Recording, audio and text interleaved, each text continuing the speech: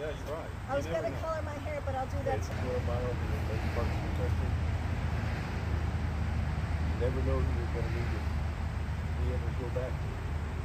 Yeah, good point. What shop is that you're talking about? Excuse me?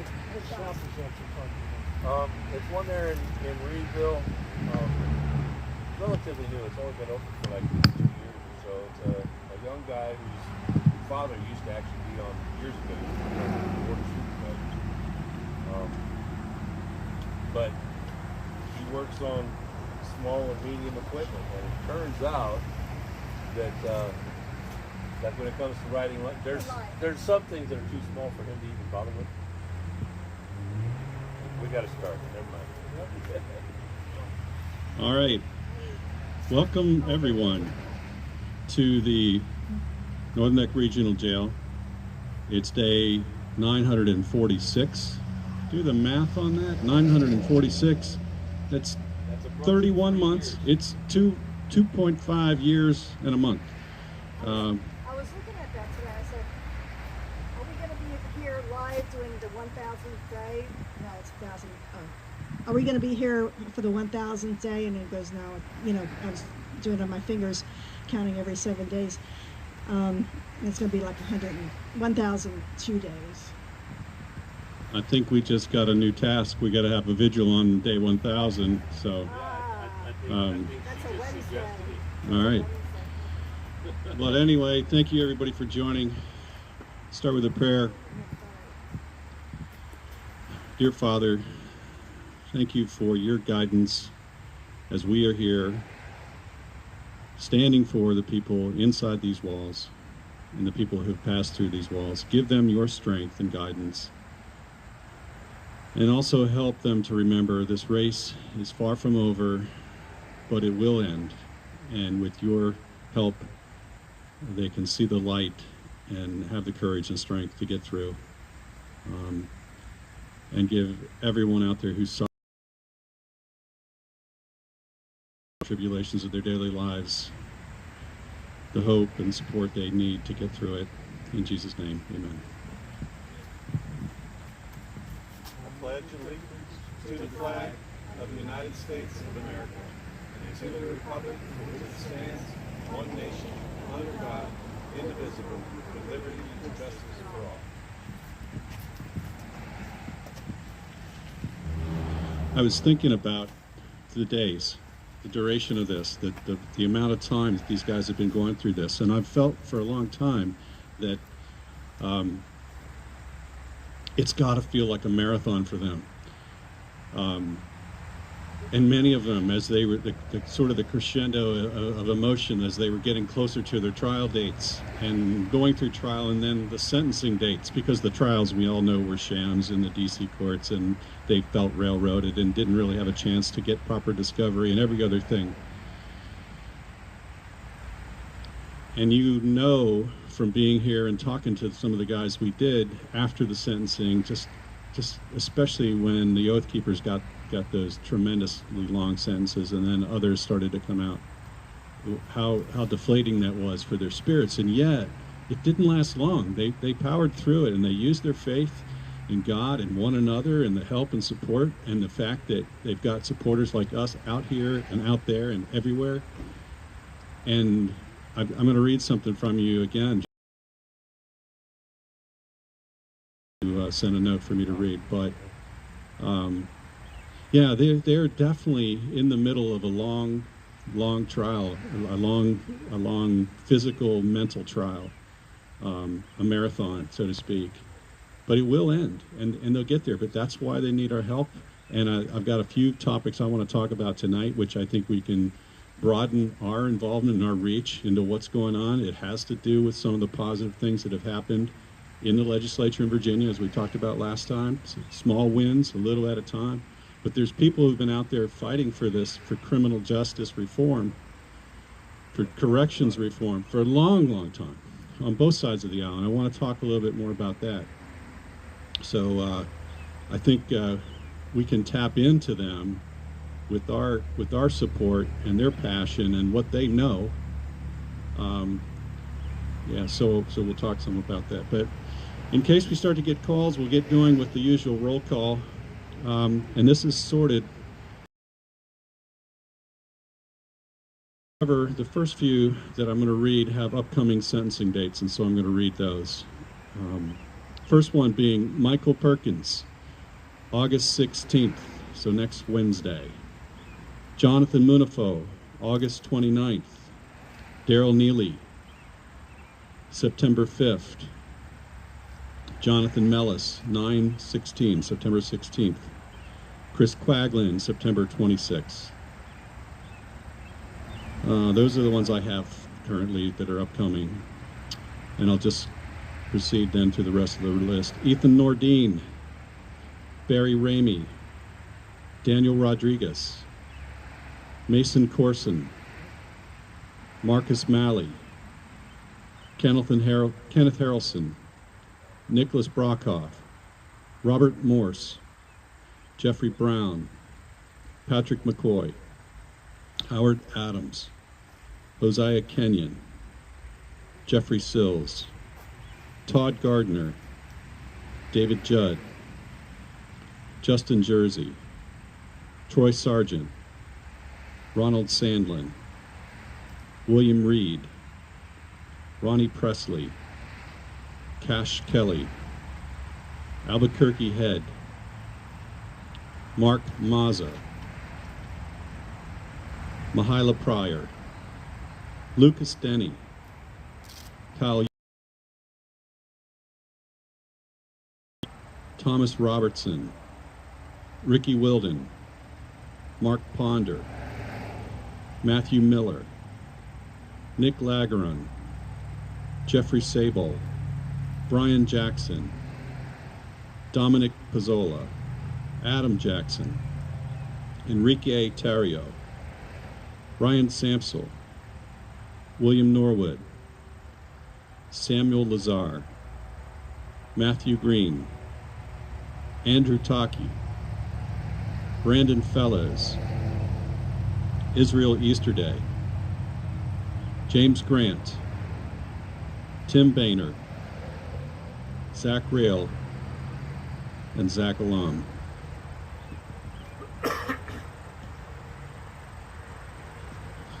I'm losing count, but it's around 53. Oh, there's another January 6th has hit our list.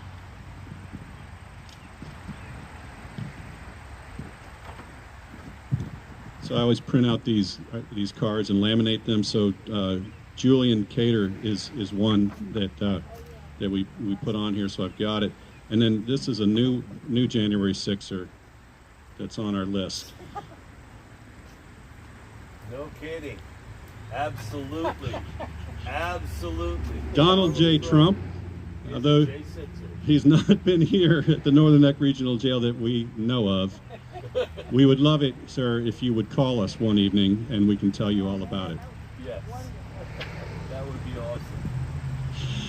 I found that funny because you know that I go on the NPR website to track these guys, and at the front of it, and the reason I like that is because they update it weekly. It's generally, pretty accurate, fact-based. You got to read the Trump entry, however, at the beginning they have the new either new arrests or new updates, and there's Donald Trump big and bold right on there as a January 6er. So.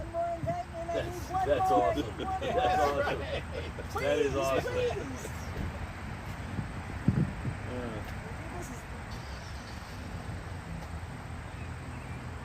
Yeah. He says the previews are over. It's interesting to read because Doors are up. Previews are over. Showtime.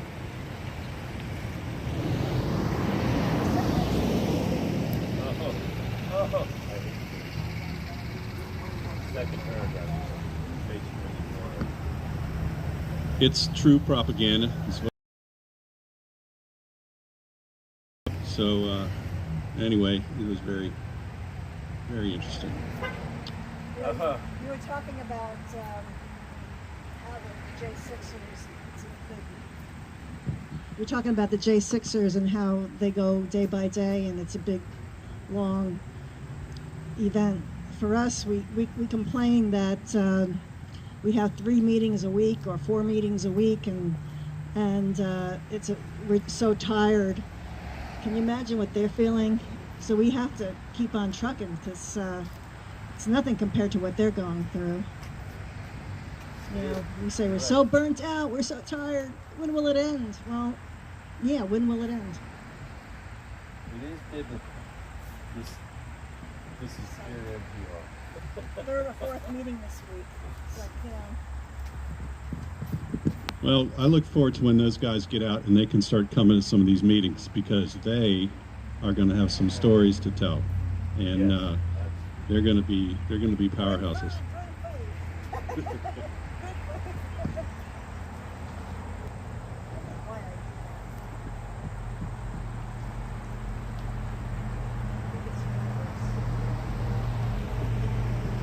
Oh, I had some notes here. So I wanted to give a shout out to everybody who called Petersburg, the FCI Petersburg, just this past week to help with Barry Ramey and Mason Corson.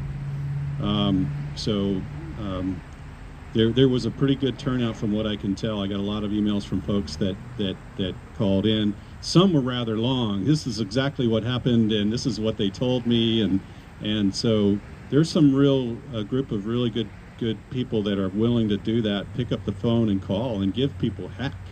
You know, ask questions. What's up with this? What do you mean you don't know? Who knows? Who can I talk to your supervisor? You know, again, being respectful, being courteous, but being firm in what you're asking about. So I know we flooded Saturday morning, Sunday morning it may have been, that we flooded the calls. We had probably 5 or 6 of them. They told us to call back. I never called back because next thing I knew they were gone, but I think it was sort of like when people were still calling even after they were gone. Beautiful, beautiful, just beautiful. So, you know, that's why I sent out a note, hey, thanks everybody, we're all done. But there were some great things that were learned from that, and this is the feedback that I got, which is we should really develop a more formalized call tree in which whoever it is that starts the call records the information, sends it back to the next person. Here's who I spoke to at what time. This is what they told me. This is, you know, so on and so on, and pass it on to the next one. And then the next one can pick up on that and go, because we each learn a little bit of something else from what they tell us, you know, whether inadvertently or not, right?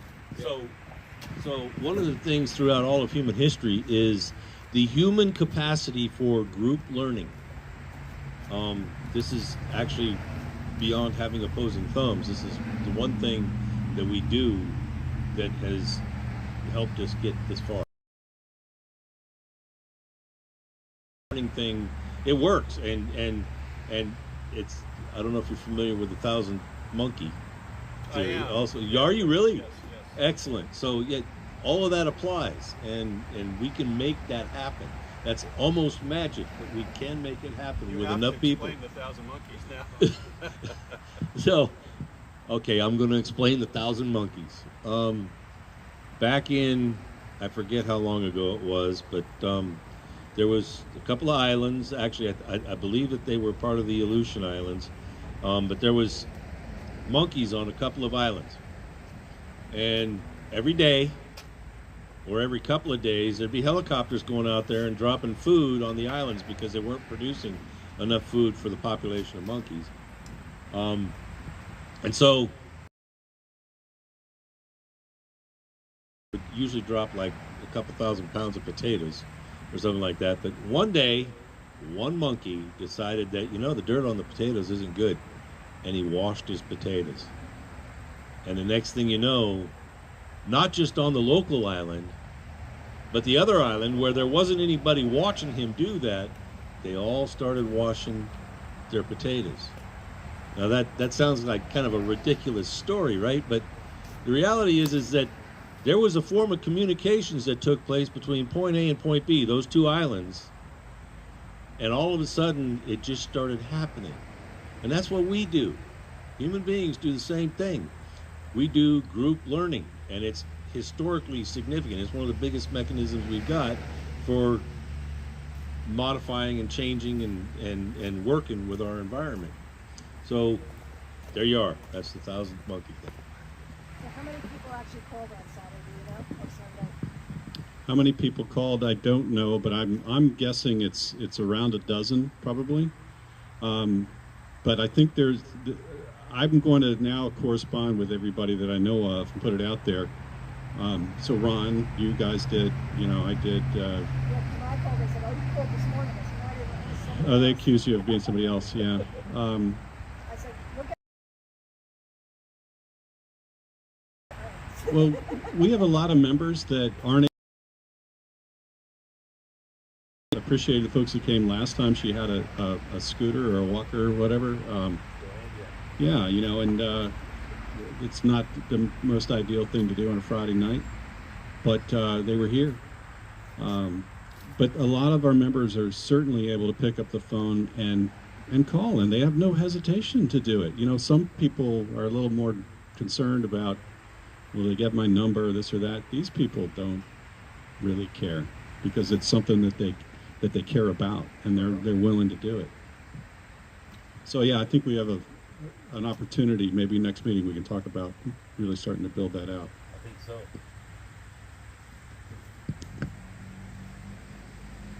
They say, what can I do?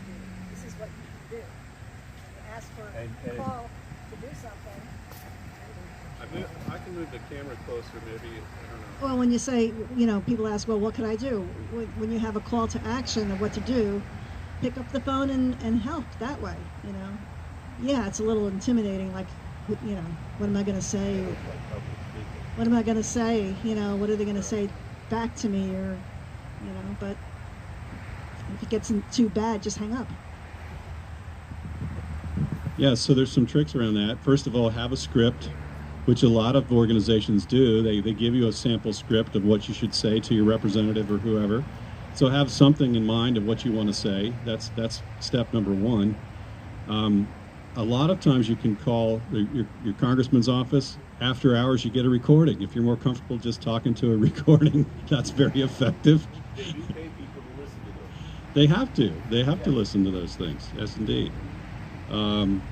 So yeah, I think you're right. It takes just another step of skill to learn to do, but they're effective. They're effective because they don't even necessarily need to know what it is that the caller said. Just that, boy, we got a lot of callers on this one, Senator. Exactly.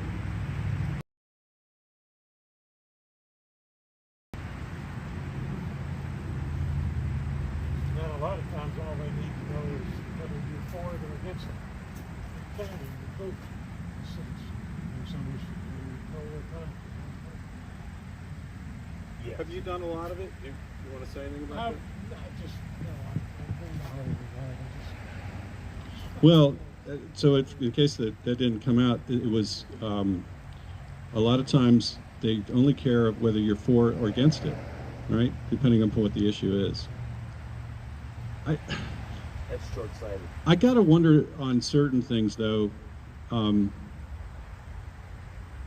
I'm thinking about our own Representative Rob Whitman and his stance on. Obviously, he's on the Armed Services Committee. Is he chair? I'm not sure. No, he's just on. Yeah. He doesn't share it. But he has not pushed back at any point, I believe, at least led the charge pushing back on any of the funding to Ukraine or anything else related to the military. Why? So it kind of gets worse to that because I could point a finger at Rob Whitman for being ineffectual, but that would be inappropriate because it's not completely true. The Armed Services Committee is ineffectual, and it's by design, I believe. And here's why. For example, you've got the Veterans Administration. The Veterans Administration calls the shots, and they can say no to the Armed Services Committee. So what's the point of the Armed Services Committee? If you've got a bureaucracy that can say no. You got a bureaucracy that defines the rules, regardless of what the Armed Services Committee says. So in Rob's defense, to some degree, he's kind of got his hands tied a little bit But he could also be pushing changes to those policies that make it true. So he's not completely out of the woods, but there is a problem there. Truly, there is a problem. I mean, now the Armed Services, the Veterans Administration does try to work efficiently, but they do so in a little bit of a vacuum. They don't realize, they don't do enough information collecting, or they don't do the right kind of information collecting. So I have a theory. It's not flattering to Mr. Whitman, but I think that's where they send congressmen that are not a threat to anybody for any reason.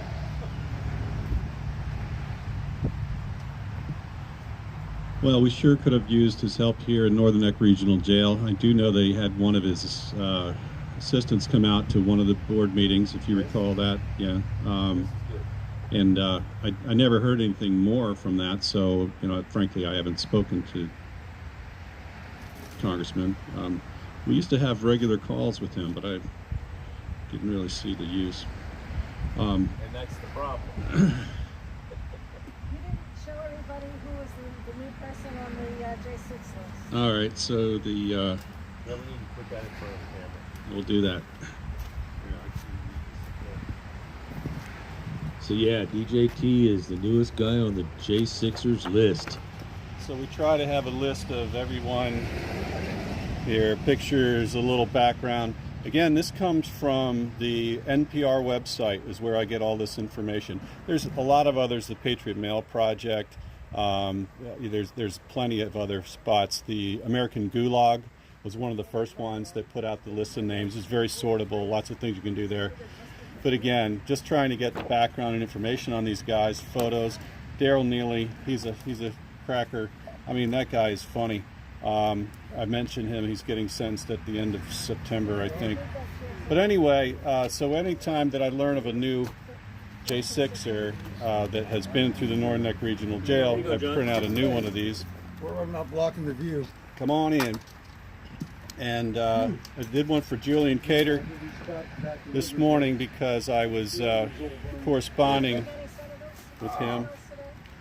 And let me finish this, guys.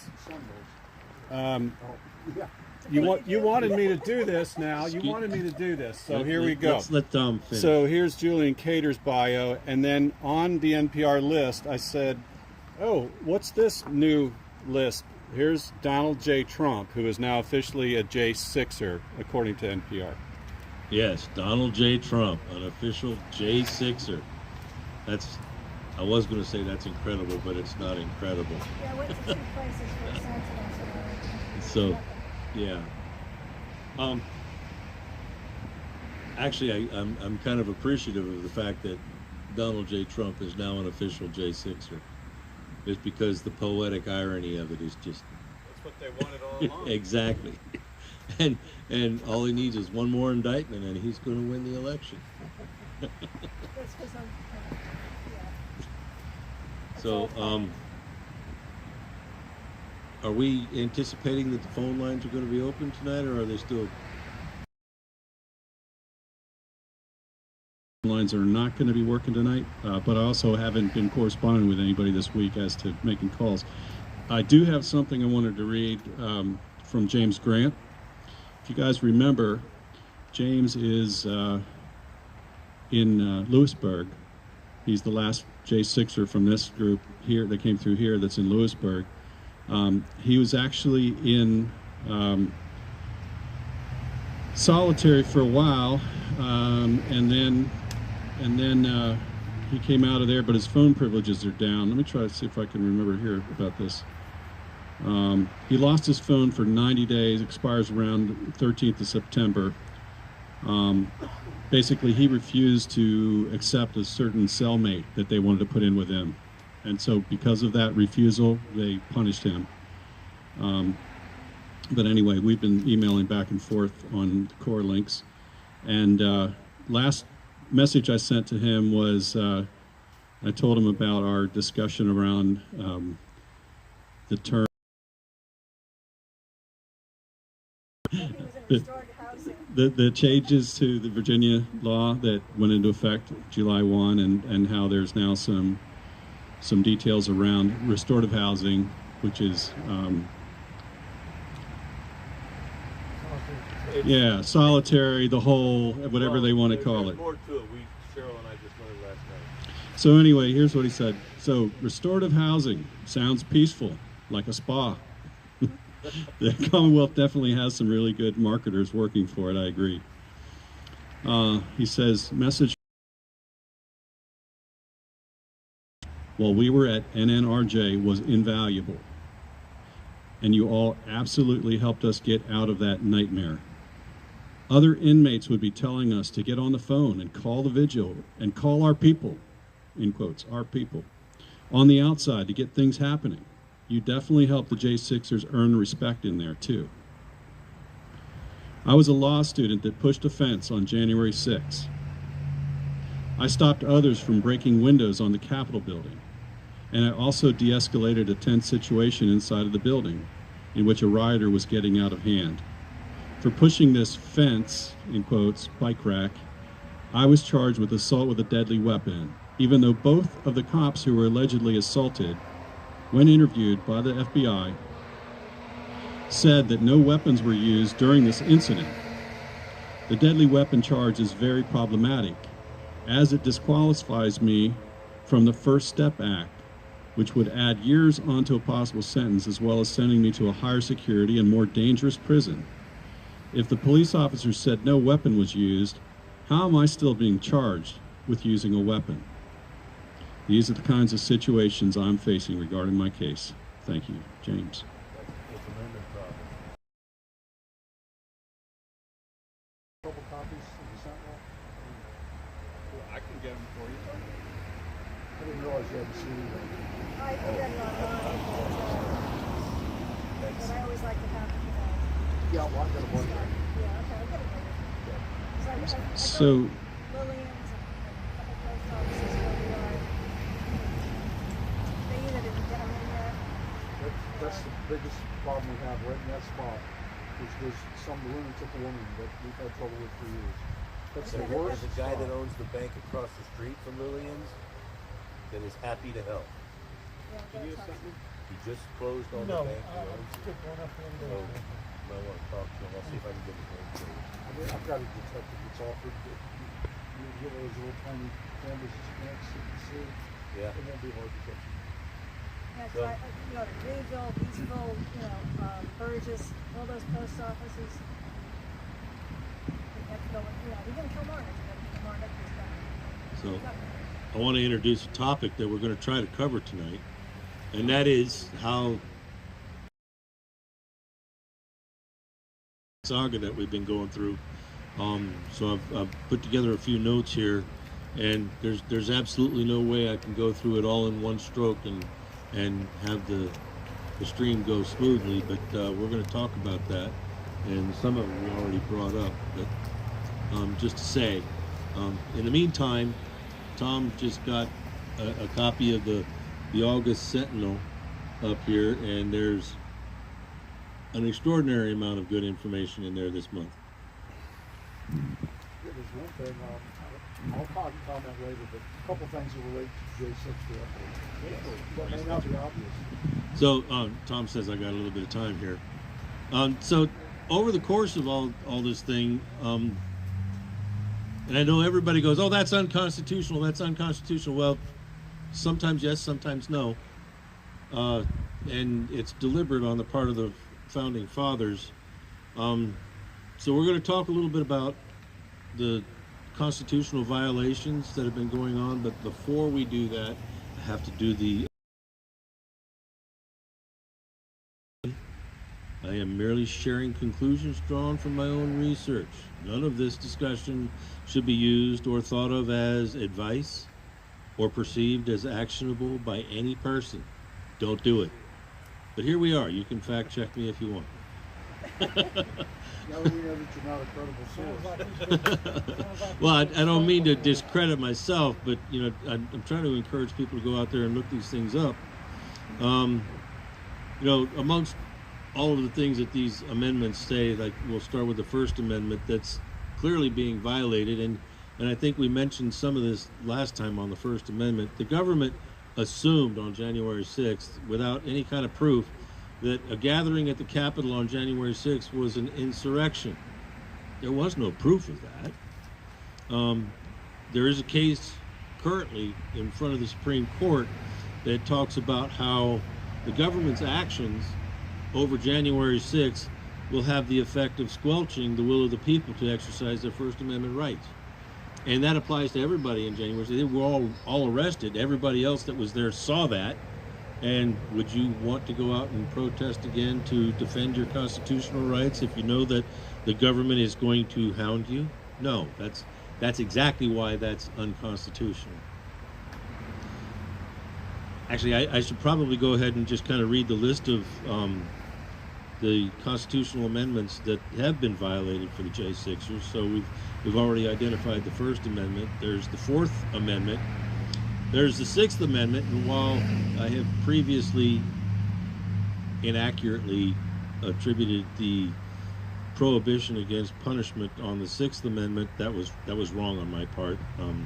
It was actually somewhere else in all of.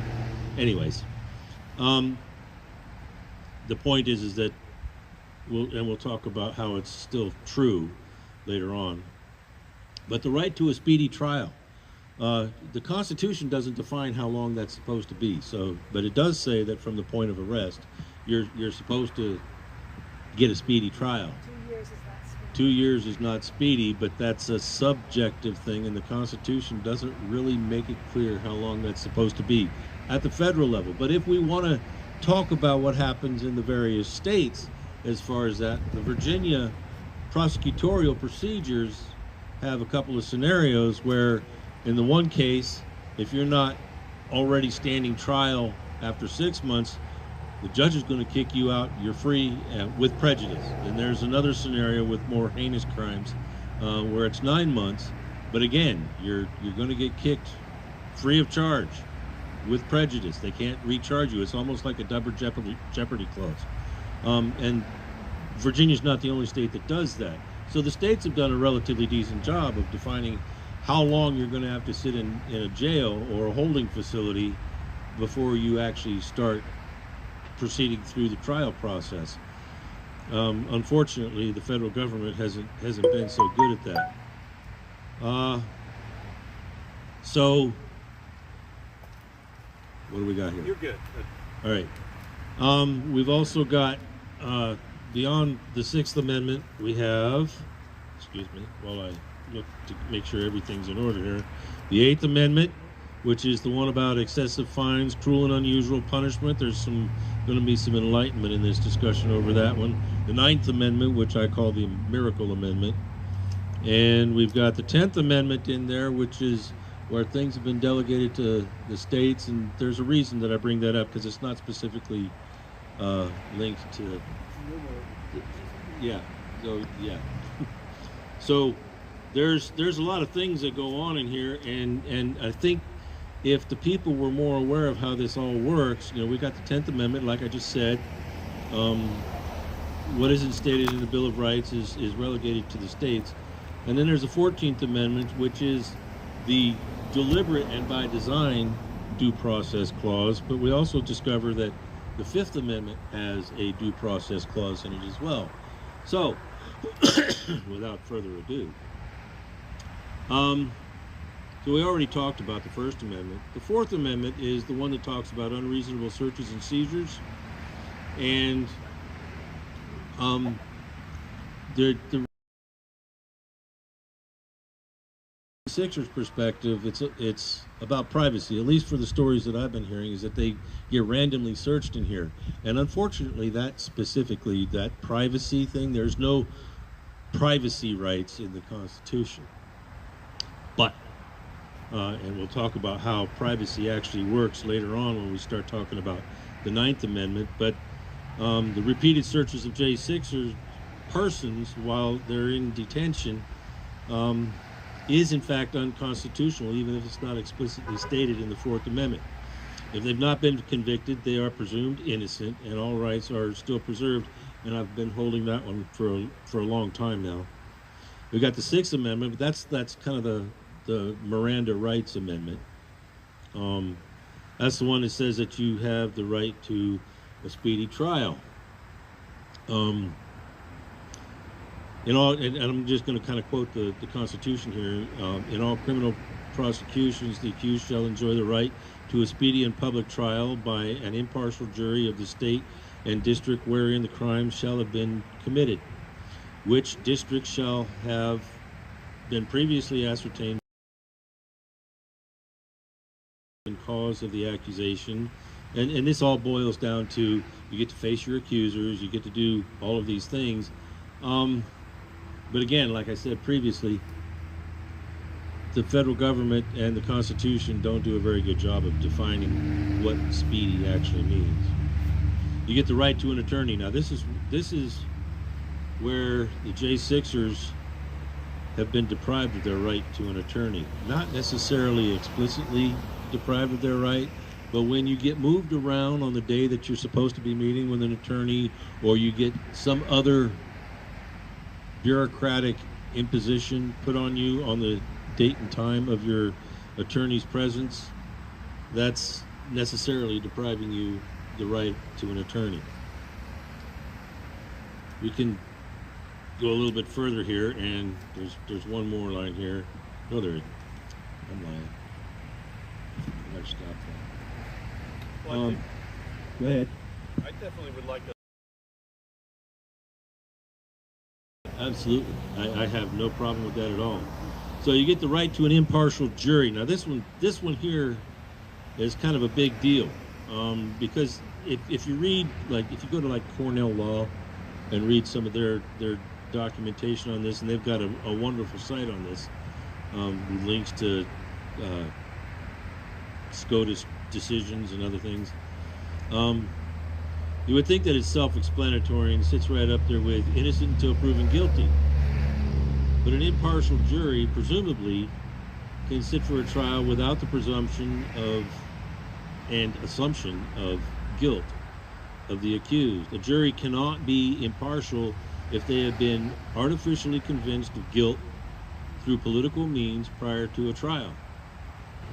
In the case of the J6 defendants, no such impartial jury exists in the DC area. It can't be.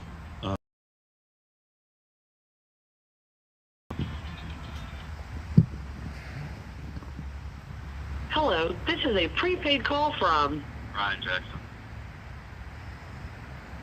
an inmate at the Washington, D.C. Central Detention Facility. Yeah, Brian Jackson.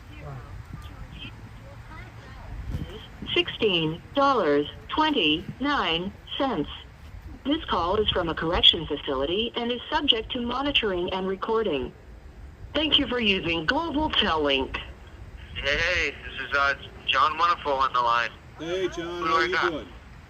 I'm doing good. How are you? We're doing great. We got a nice little man-made breeze out here tonight. It's very comfortable. You've got a good little Nice. crowd here supporting you guys. We're at the jail, so yeah. What's up? Okay. Oh man, I'm just really wishing we were in that other unit where I could actually see you folks. It was so awesome being able to just look out my window and you guys would be flashing lights and all that. And those little things mean a lot to me, you know, and us. So, good. I'm glad it's nice out and you got a little crowd, I hear. Yeah.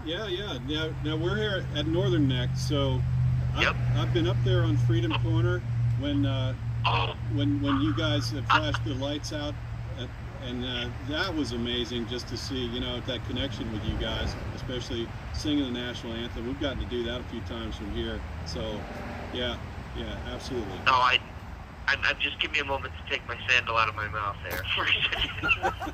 I'm sorry. I know who John Tom. I know who I'm talking to.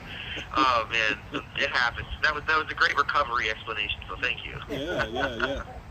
Well, anyway, we're all good, but Awesome. yeah, we're just talking, and we've been doing some research on some of the things that have been changing. There's some criminal justice or corrections reforms that have happened here in Virginia. I don't know if you heard of the one. Did we talk about it last time about restorative housing? Mhm. No, I don't recall. So restorative yeah. housing is the term in Virginia for solitary confinement. Oh.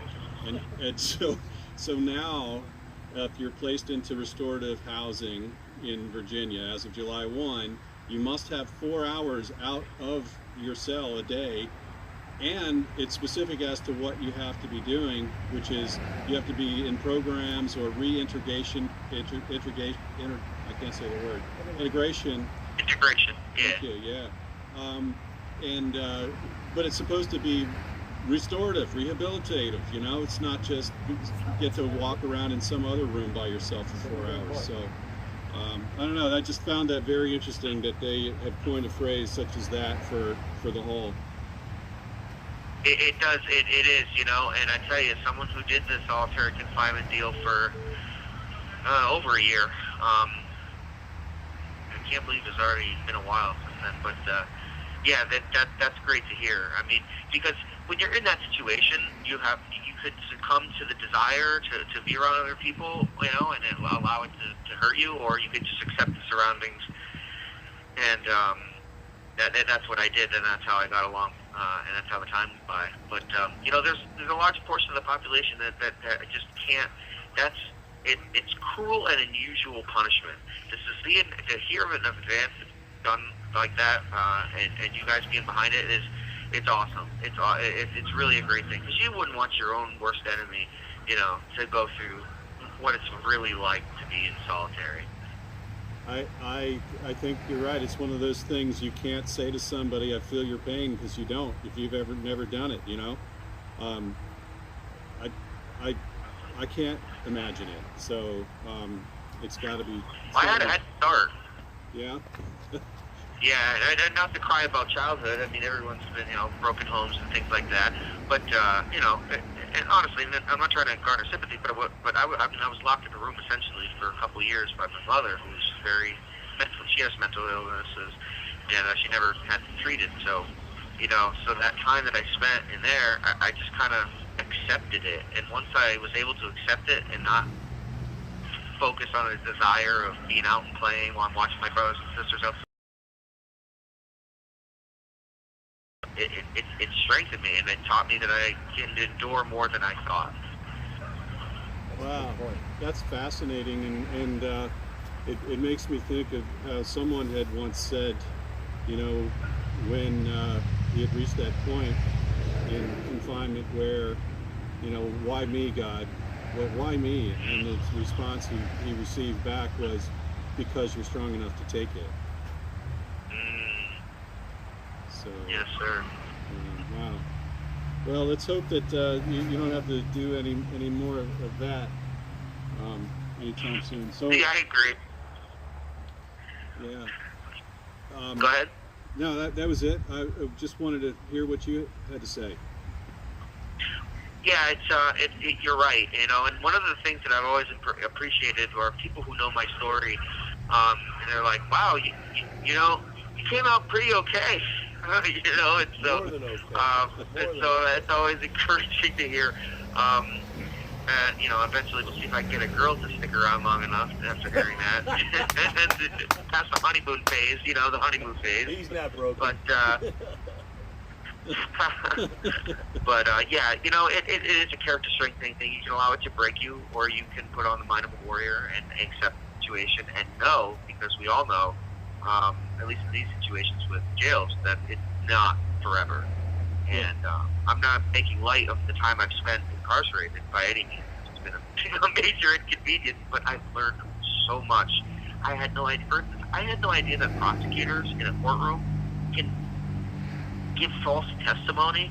I mean, demonstrably false testimony. All a judge would have to do is read the actual or a police report and get a completely different narrative, and they don't get in trouble. Like, I was so naive to the fact that the prosecutors can do whatever and say whatever they want, and it's yeah. Oh yeah, absolutely. Imagine if our doctors did that. Imagine if our doctors just, you know, said, "Oh, what the heck with the Hippocratic oath? You know, do no harm." It's for reasons of insurance. Yeah, you got a lot of they did responses out here because with COVID they threw it out. medical guidance. It's all driven. I've been personally very interested in this over the years because the Hippocratic Oath is only practiced by very, very few people out there. That's a fact. So I would say it's probably 10 to 15% of physicians really, really adhere to it. Right. I mean, I'd agree. Look at Kevorkian. Now we've got people in America saying, "Hey, I don't want to suffer with cancer. I'm going to treat it, and if I can't beat it, I don't mean to get morbid, but I mean it's a similar type of thing. It's they feel as though they should be able to, make the adult decisions to end their own lives, and that's just it just doesn't fly in, it just flies in the face of the Hippocratic Oath. So to hear 15 to 20%, it doesn't surprise me. Yeah. Well, and just look at what's going on with all of the people doing these sex changes and everything. Now, it's probably not as many people doing it, but it's enough of them, and it's a growing thing. But anyway, that needs to be shut down. It's sad. It's so sad. And I don't mind what people do over the age of 18. It's none of my business. If you could serve this country and die for your country at 16, you should have the rights and privileges of anyone else. But we don't have society today. The kids, that we hear about anyway, not the ones that I like to talk about in with flyover country, the ones who, the good ones. They don't. There's no sense of maturity. There's no sense of drive or for future or for planning. Just taking it kind of day by day, I guess. And I did my famous thing, Tom. I have lost my train of thought. He's showing his age. Yeah, well, that's a common affliction. I do. But John's saying, wait till you get older. It's you know what I'm being told though is that it is the effects of my time incarcerated, and like I developed a stutter at times, and some days are better than others, but I deal with akathisia at night, which is just really frustrating. It's like involuntary body movements, that happen just from stress, or certain medications can do it to people. Restless leg syndrome is a more commonly known part of it. So yeah, it's frustrating for that to happen as often as it does to me. Well, I appreciate you sharing that because we're always interested in what you guys are dealing with, and I'm sure that the nutrition over time, or lack thereof, has probably helped with some of these issues. And I wish there was a way that we could do something about that. I know when everybody was here at Northern Neck, we had asked if we could bring in fresh fruits and vegetables in a portion can because they're not going to allow anything like that. You've got to get better food for you guys in there, for everybody. I mean, it's not even a flavor, taste, or texture thing. I'll eat it if it's going to keep me going, but they have no concern. I was just told by the doctor the other day, I'm dealing with like severe acid reflux to the point where I'm considering a prescription. But before I go to that step, I want to use,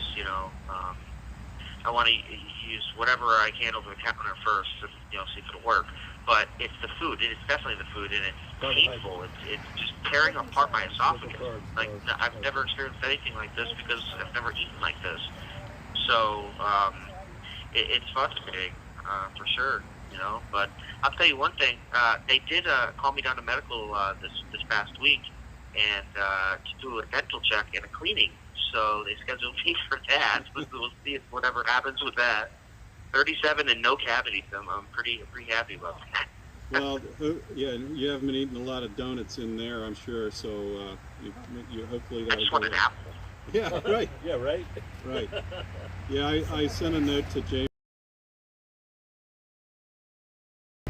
about peaches because it's peach season, and I said, just giving you something to think about. I know you can't get one, but he did say he had an apple, and it wasn't great.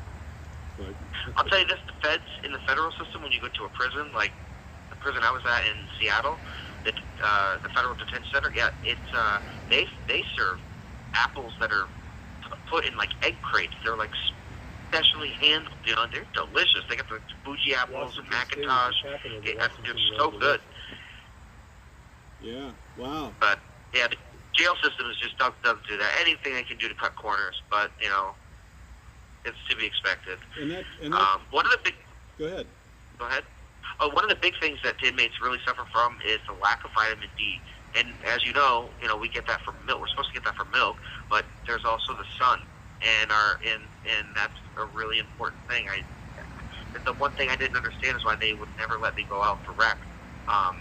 And I had no windows at the outside for all that time I was alone, and it really sucked. It was really bad, but yeah, having just the few times I got to walk the halls, going to different things, like I'd stand at the window to see the sun, and the staff wouldn't even mind. They were like, we know how troubling that is. So, Yeah, I can only imagine. Especially, I know here there's very limited access to outdoors. Really limited. Yeah. More than that. One of the biggest problems that I faced at Northern Neck were staff related, but were the family members, the children, the nephews, or whatever of these people who are in higher positions, and their just lack of professionalism at all. I mean, it was really bad over there. Like, these guys would try and rile people up, and then pack them up, send them into another solitary situation, which only makes things worse for those people, And but they ran around and very childish, very, very childish.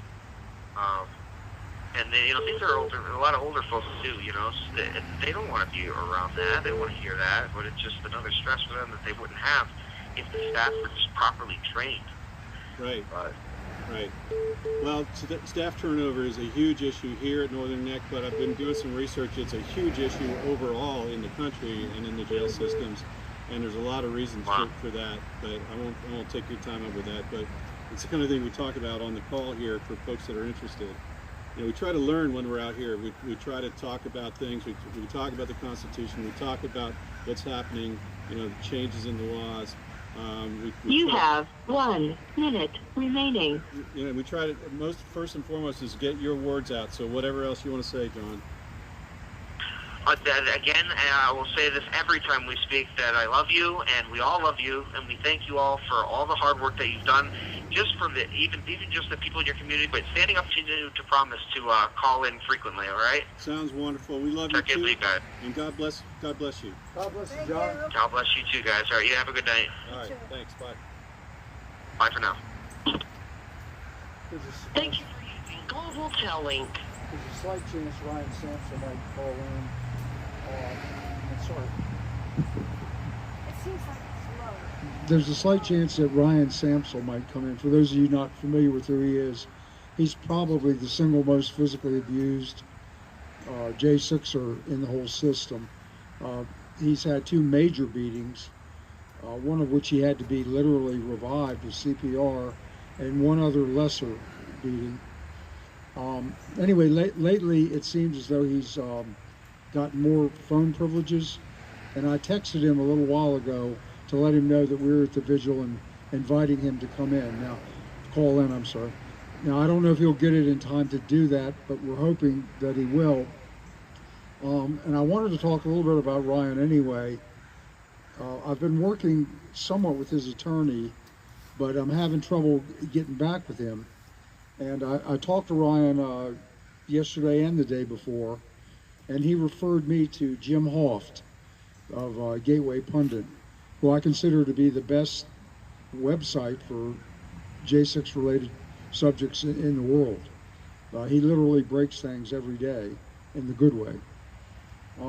Anyway, Ryan said that he had talked to Jim about me and the Sentinel and the Northern Neck Patriots quite a bit, and gave me his direct number and said, well, give him a call.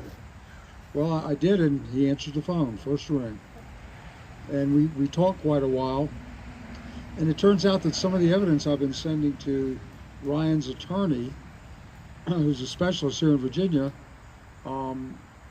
is not being passed along. In fact, the attorney had led Ryan to think that he had discovered some of the evidence that I sent him, basically took credit for it, which I don't mind. But Ryan was not so happy when I told him that. And used some colorful Philly language in describing the actual text, but I'll just say he was less than happy about it.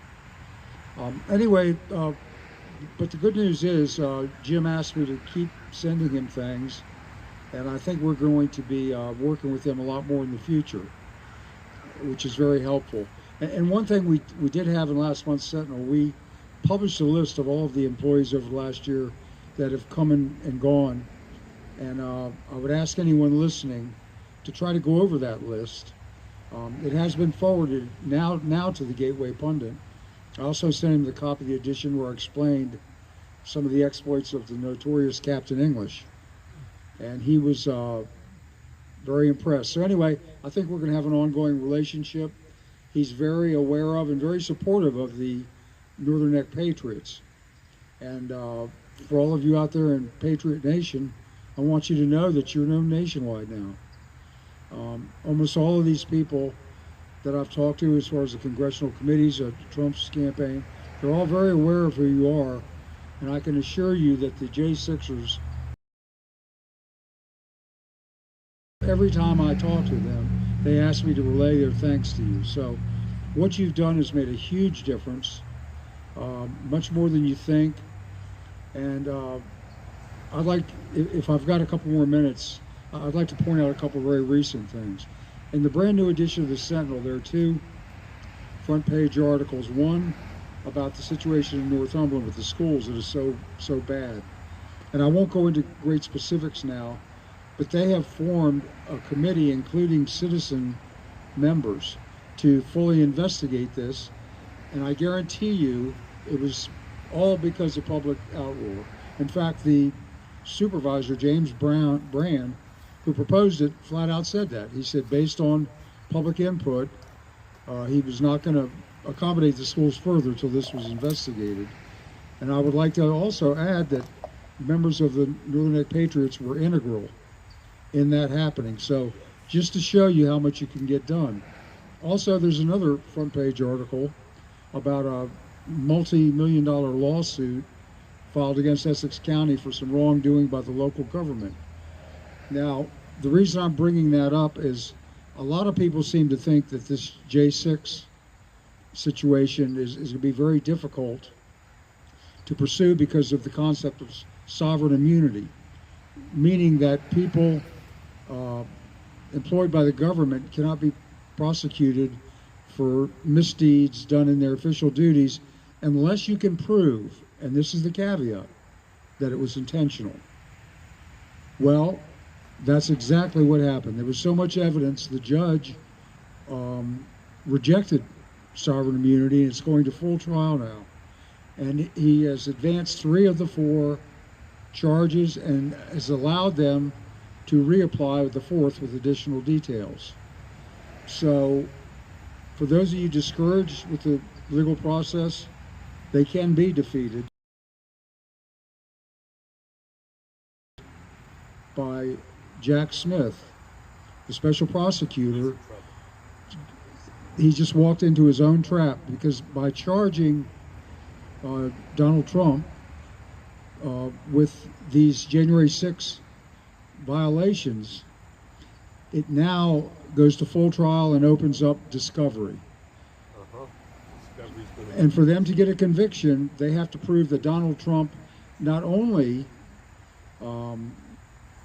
tried to inspire an insurrection, which is ludicrous since he offered 10,000 National Guard troops, but they have to prove that he knew that it was incorrect. Now, with the mountains of evidence still emerging, including brand new stuff out of Pennsylvania, that's becoming, it's just overwhelming. And there's a misconception that this has been defeated in court. It's never been heard in court. And this is a key issue people keep missing. They were not granted a hearing because what was deemed to be lack of standing. Well, now that Trump has been challenged on these legal basis, he can fully investigate every detail of the happenings on January 6, 2021. And he's already got it. And so I just want you to know, and I'll finish up with this. what you've done has already made a huge difference. And let me just tell you, they're running scared. They know they're in trouble, but remember this too. An animal's most dangerous when they're cornered. So keep your guard up. Just keep doing what you're doing. And I just want you to know that what you're doing is having tremendous results and it's doing a lot of good. Thank you. Sun Tzu's Art of War. You never corner your prey without giving it an avenue of escape. So they're all being pushed into a particular corner that's going to have a little teeny tiny door on the far left side where they can escape, and that's where they'll be waited for. Go ahead. You had something. How was your first break?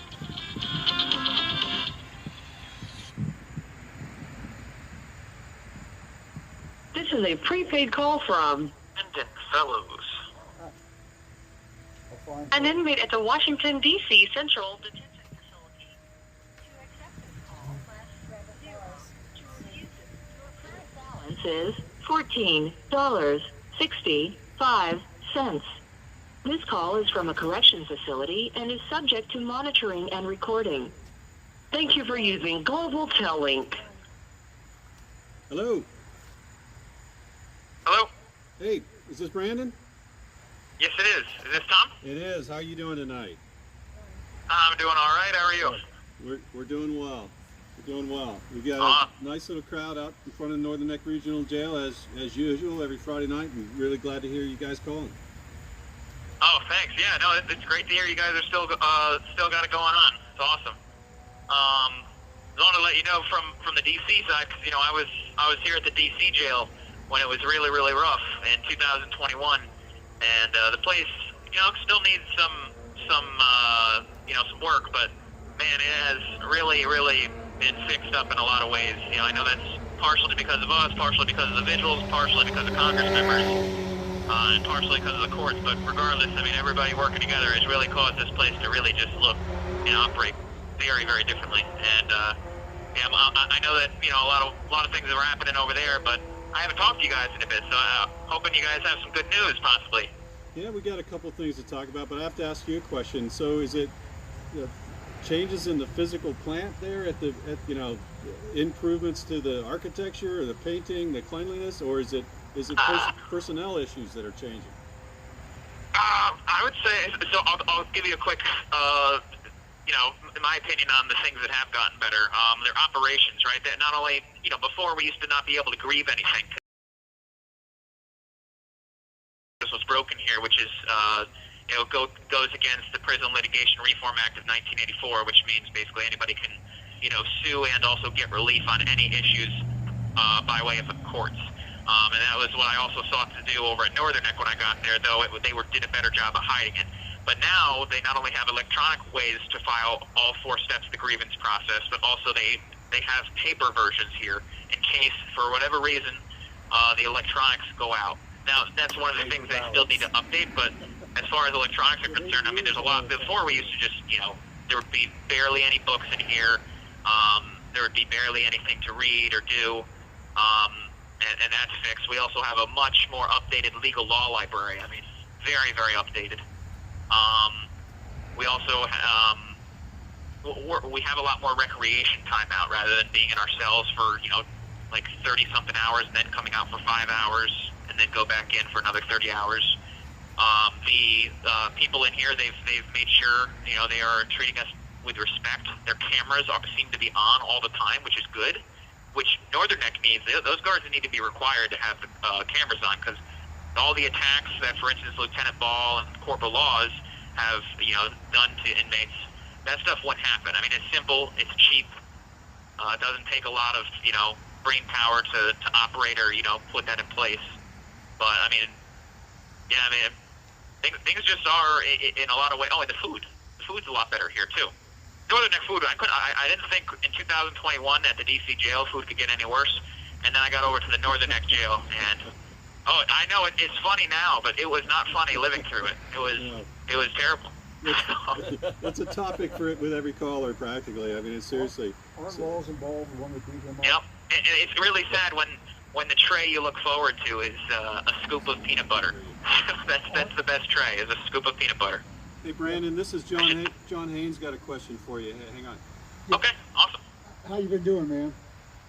Hey, John, good to hear from you. Same I'm here. doing all right. I got trial in like 10 days, unfortunately. I'm not, they saw, well, it's been 2 years, so we have to go. So, yeah, we'll see how it goes. What I was going to ask you was, what wasn't Ball and I forgot the other guy. You just said his name.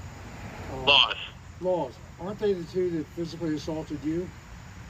Yes, they have. Yes, and in my paperwork, I also documented, some other people that they've attacked. Unfortunately, I don't have that with me, but yeah, I'll get that to you whenever I get out. Well, I've got written notes from where I've talked to you before, but what I'm doing is I'm compiling a list, and we're attempting to contact recent employees that have quit or been terminated. So anyway, I'm just trying to make a list and checking it twice, and I just want to make sure that I was correct in my understanding. Oh yeah, no, I told you it happened in the hallway, and yep, they did attack me. And it was over me asking. I know it might be TMI for everyone there, but I have no shame. They left me in a 2-man cell for right around 3 days with 3 people. I was the third person, so I was sleeping on the floor. There's two beds there, and I wasn't allowed out for a shower. It wasn't punishment. They just didn't move me anywhere. They left me in booking, and I was like, "Excuse me, I have again TMI warning for anybody that wants to plug their ears, but gotta." Of course, you guys show up as I'm going to say this. So I got irritable bowel syndrome. Sorry, my friends are laughing at me. Well, that's got irritable. Yeah. Got irritable bowel syndrome, and they wouldn't give me any. Obviously, I'm not moving around. There's no fruit in the diets over there, and I was like, "Excuse me, I need some help." They're like, "Nope." Yes, I do want fiber in my diet. Sorry. All right, they're leaving. So, Cruelty has so consequences. yeah, I kept asking for laxatives, and everybody was like, "Oh yeah, we'll get it to you. And then like day 3, I was just like, guys, like, it was just day 3 of me being in there. It was day 6 without, doing anything. I'm like, guys, like, this is really, really not good. I'm in pain. I need laxatives. And the guy said, you ask me for laxatives one more time, and I'll beat the crap out of you. And I thought he was just joking around. I was like, oh, good, that's what I need. I need the crap beaten out of me. And that didn't, they don't like comedy. So he took me out of that cell, handcuffed me behind my, behind my back. They were purposely trying to readjust and yank my shoulder to as high as the heavens. And then the first door, they slammed my face into, and I was like, hey guys, like, that's when I realized, okay, this is getting serious. Yeah. And I was like, hey guys, hey, relax, you don't need to do this. And then they slammed my face into the other door, breaking my glasses, and they put me into that, the heck is that called? The attorney-client room, a 4x4 area. And they're like, all right, you got anything else smart to say? I shook my head, no. Guys, let's go. Guys. All right, sorry. Thank you. Anyhow, so yeah, that's the story. You probably can't have a single interview with anybody without that going on, can you? It is. Oh, yeah. Anyhow, but yeah, I hope something gets done. You said they're still working there? Well, I don't know the answer to that, John. Do you know if they're still working here, those 2 individuals that we talked about? Are they on your list? They're not on the list. A Ball left. I don't know if shot. There was a Ball. There's a lot of different, there's duplicates here. I noticed that. There's 2 and 3 and even 4 of certain names. Oh yes, Hodges. I think is people that there's like 4 different Hodges or something, or maybe I'm mixing it up, but something along those lines. Yeah, they have a lot of similar names there. Everybody seems to know everybody over there. Yeah, Taylor was another one. That's one of the problems with this region. So, well, no, it's great though. Go ahead. Yeah, you please. Oh no, I was just saying that it's great with that you guys are still things are still happening, but I was gonna let you go ahead. That was all I really had to say. Well, I guess I was going to tell you there was a little tiny thing that a group of our Patriots did this past week. A couple of the guys that had left BC and were down in Petersburg, FCI, which is Petersburg, Virginia, south of Richmond. It was Barry and Mason, but they weren't getting any medical treatment. They were in what they call transit for over 10 days. So we got alerted there, and we must have had 20 phone calls that went in complaining about it. And who knows if it helped or not, but they were moved to Atlanta within a couple of days, and you know, hopefully that kind of grassroots activity can make a difference. So. Yeah, no, honestly, it's a lot better than when all this started, where it was just kind of like, honestly, not even, for me, it wasn't even my family members that were like, I was like, you know, this whole January 6th thing, they made a lot of us look like, you know, terrorists, and I got no criminal history. I owned businesses before this, a chimney company and a tree company, which I started at age 23. I'm 29 now, but yeah, I mean, and you know, now family members are involved, and you know, strangers, honestly, I mean, I haven't met you guys face to face, so I just appreciate you guys. I mean, it's a huge change, and it feels really good, you know, not only like living, you know, it sucks living in jail, but it's a lot better than, a heck of a lot better than, you know, it has been. So, and I know Northern, it started to seem like they were like getting a little worried, so that's good. That's how it starts. That's how it started over here. Yeah, I think they're concerned here as well. There are changes happening. The superintendent is retiring at the end of the year. That's now been formalized, as well as one of the other major players on the board of supervisors that between the two of them, we're hoping that that's going to make some real positive changes. And again, we just need to keep showing up and telling the stories, because what's happening behind the walls out in here, just like behind the walls everywhere else, you know, they get away with what they can as long as nobody's talking about it. So that's what we're doing, and really great to hear your story again and remind people just what you as an individual went through in this place, what you're going through now, and personalizing your stories is really what we're here to do. No, that's awesome. Thank you. I would say too, I don't know what the status of the grievance process is, but it wasn't just me, but there were a lot of inmates that, you know, that's how you're going to get those stories, you know, to be able to grab those stories, because, I mean, they need some sort of electronic system that's operated by a third party or somebody that, honestly, I don't even think a paper version is the best way to go. You need a third party. All complaints that inmates have will be at least accessible to a court if you bring it up. And it's a good, you know, because otherwise, not only is it good to be able to pick up and reference, but also it's good for memory. You know, if people think that the grievance process is broken and they're not going to be, you know, they're not going to leave documentation, they're going to think nobody's listening, that there's no way to fix things. And honestly, that's I think the step one into being able to just really understand what's going on. Yeah, so that makes sense. And here, you know, we've heard over and over again, it takes 8 times to ask for something before you'll even pay attention. So you're right, getting that, that's one thing that could be, you know, done digitally and have more you know, transparency to that people can look at.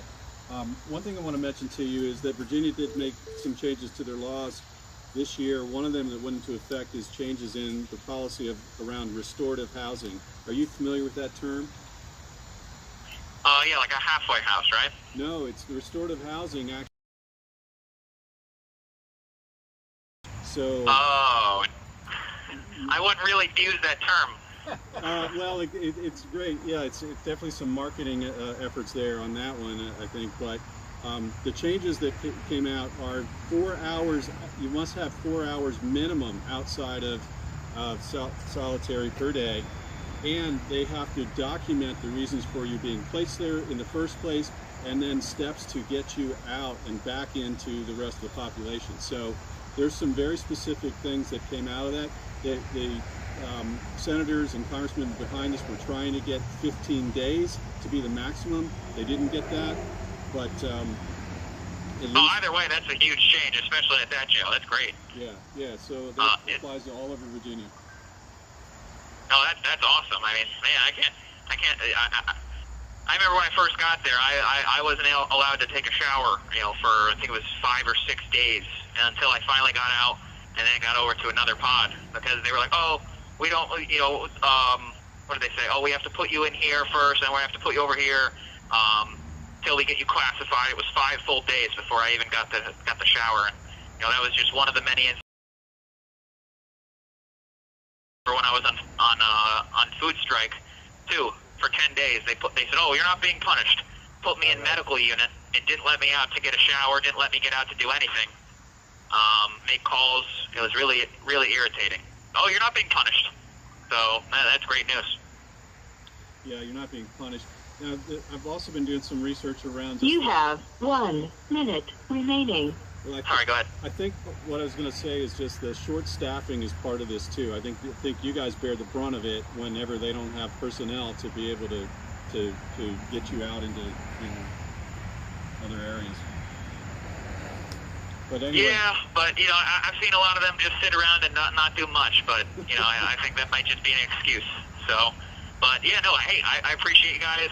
Thank you guys for being out there, and yeah, I hope to talk to you guys soon. Yeah, please do, Brandon. Take care, man. Thank you. Bye. God All right, bless thanks. you. Take care, guys. Bye. All right, thank you. You too. Bye.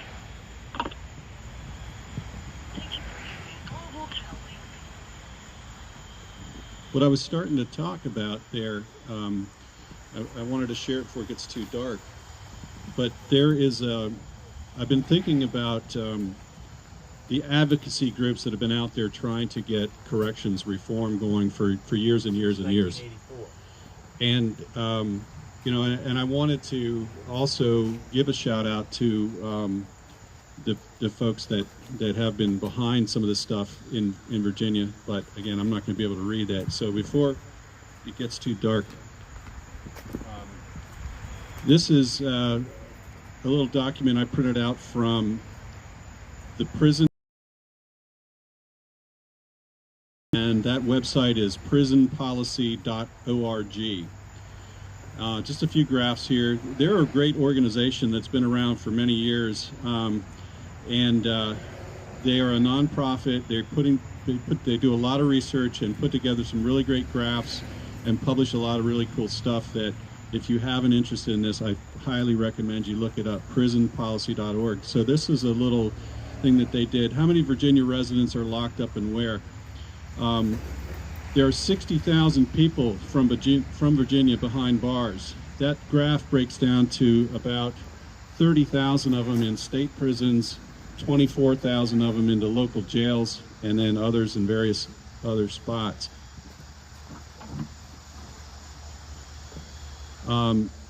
Of all of Virginia counties, 26 of all of Virginia counties are missing at least 1% of their population to incarceration.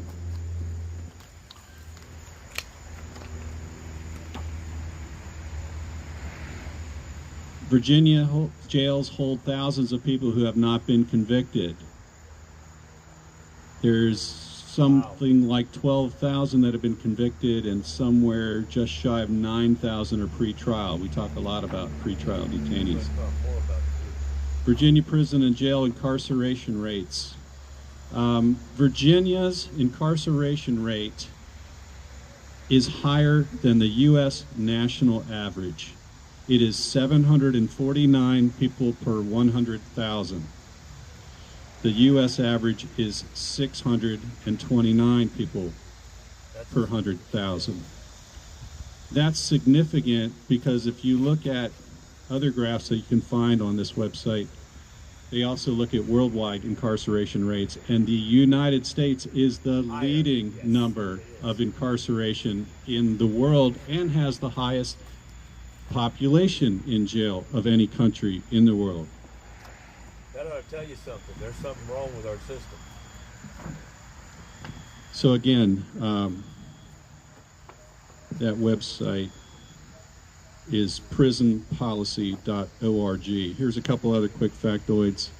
Jails in Virginia charge up to $3.15 for a 15-minute phone call. I guess there's better light here.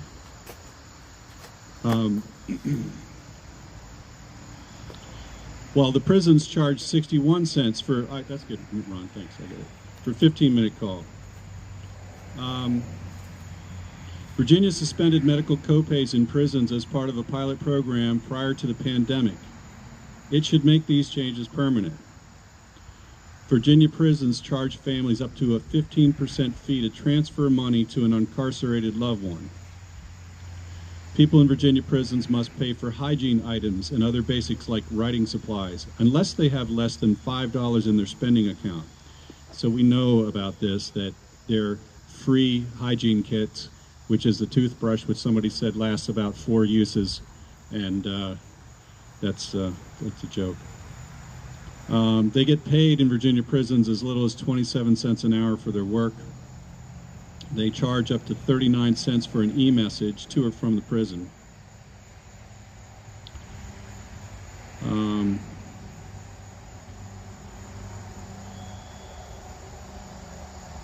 Anyway, I would definitely encourage you to go on this website. What was that? I'm just repeating what you said, 27 cents an hour. So, Oh, if you want me to, I can talk about the legal thing. Yeah, just sure. I did get that. Bring you up to date. I was talking with Tom yesterday about a message I got from Ryan Sampson, who I mentioned earlier. And he has retained an attorney, John Sheldon, from Northern Virginia. And Sheldon is what's called a post-confinement attorney. He specializes in representing people who are incarcerated. And he's actually had encounters on several occasions with the Northern Neck Regional Jail and has fared quite well.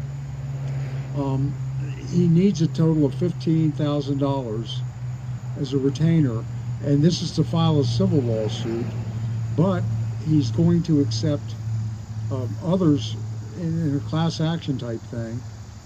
So Ryan asked me if I'd bring attention to this, and I will forward the details to Tom.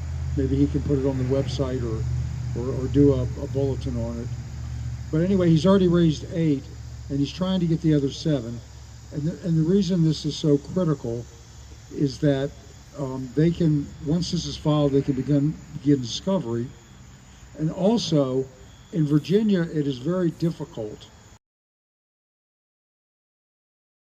because when they set up the provisions that govern how regional jails are to operate, they did not incorporate. Therefore, they're not a corporate entity and cannot be sued. Now, that does not mean the member counties can't be sued. It doesn't mean that the individually members of the jail board and the staff can't be sued. So that's worth following. But keep in mind, what Ryan Sampson's talking about is a federal civil rights lawsuit. So we are not limited by the Virginia laws. All the precedents established in this lawsuit and all the information will then be available to all the other J6ers. And that's why I am promoting this in particular, because this is one donation you can make that's going to help a whole lot of other people, rather than splitting. This is going to be a joint effort. So anyway, any of you that can afford to help, go to Give, Send, Go. It's Ryan Sampson. As I told you earlier, I am working with his attorney, and also Jim Hoft is very deeply involved in this, Gateway Pundit, and some other people, as far as congressional staffers and a congressional attorney, and some others. So anyway, I would encourage you to do that. I'm hoping that the Northern Neck Patriots will notify some of our like-minded groups like the Tea Party and the breakfast clubs and whatever, because that's a lot of bang for your buck. And Ryan has already raised over half of it. So if you can, do anything you can to help. For whatever reason, Ryan has good phone access now, so I am able to talk with him pretty frequently. And I'll tell you something, Ryan's from, in fact, his mother was a drug addict. She put him up for adoption as an infant. He had some real challenges, but he turned his life around. He was running a successful barbershop. And I'll tell you something, he can get a little riled up sometimes, but he's got the heart of a lion. Every time they beat him, he tells them, bring it on. He won't back up an inch. And if there's anybody who deserves your support, it's him. So please help if you can. So, couple of points. Cheryl and I were at the last jail board meeting where the board voted to no longer release the names of people that come and go from here as employees. That was kind of transparent, if you ask me. Can you repeat that? I didn't hear. The list of names that John got a while back is no longer going to be freely available. As far as, you know, the employees that get hired, fired, resigned, they voted at the last board meeting to no longer do that. Was there discussion around why that was? It was a shallow discussion, void of any pertinent details or any substantive details. They all just kind of looked at each other, nodded like Muppets, and harumph, and there it was. Because I published the name. That was obvious. You published the names, and they said, "Oops, can't do that again," because it is FOIA-able. Except it's a personnel issue. It can be looked at that way, so you could end up fighting for it if you want to do it again. Just saying. There are legal options. Yes, there are. Yes. So we were talking about how the Constitution plays in this whole gambit here. And the last point that I made was the right to know your accusers. Actually, I didn't get to that one, but this is still Sixth Amendment stuff. And I got a question. Does anybody actually know who made the accusation that resulted in arrest for any of these guys? Who was the accuser? Was it a witness? One of the people that were there protesting? Who was the accuser? You know what I'm saying? So I think there's questions there. So now we get to the Eighth Amendment. This one has to do, and this one's on here because I think a lot of people need to get a little bit of clarity on their understanding of how this defines cruel and unusual punishment. As specifically worded, the Eighth Amendment only applies to convicted people. It does not apply to pretrial detainees, which is where we start getting a little frustrated with the way things are going with the pretrial detainees, but it does get better. If we move on to the Ninth Amendment, and I'm building up to this for a reason, because the Constitution takes care of so many things, and like I said before, I look at the Ninth Amendment as the miracle and genius of the Constitution as a whole.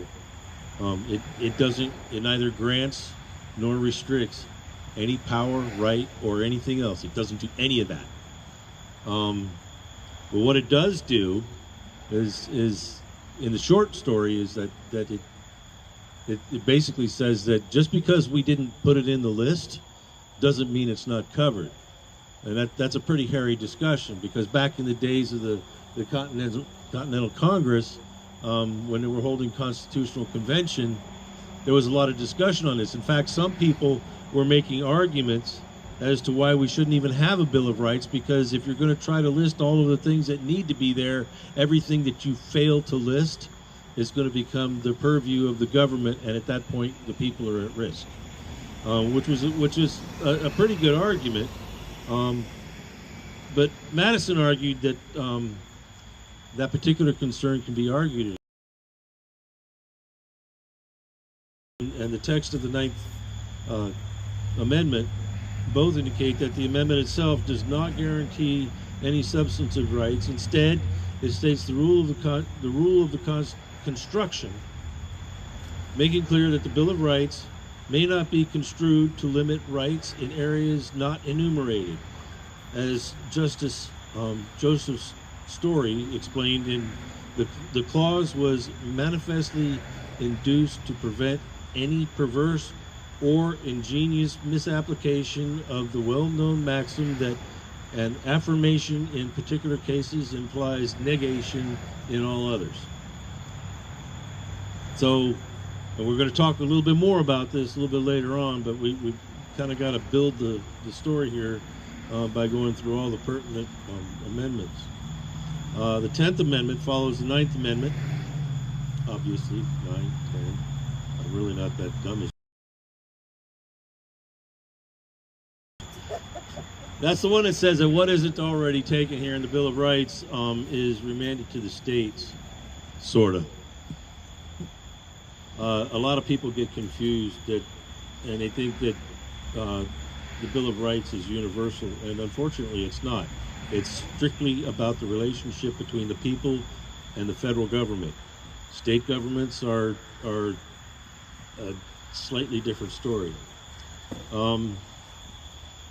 And the 10th Amendment wasn't particularly violated, but the Fed does not define well the amount of time a detainee must wait for trial, while the states and Virginia in particular do a really good job of defining the amount of time that you have to wait for a trial. And that's why the 10th Amendment is kind of a topic of the discussion. But the state of Virginia, if you're arrested for like lower level crimes, not necessarily misdemeanors, but felonies, like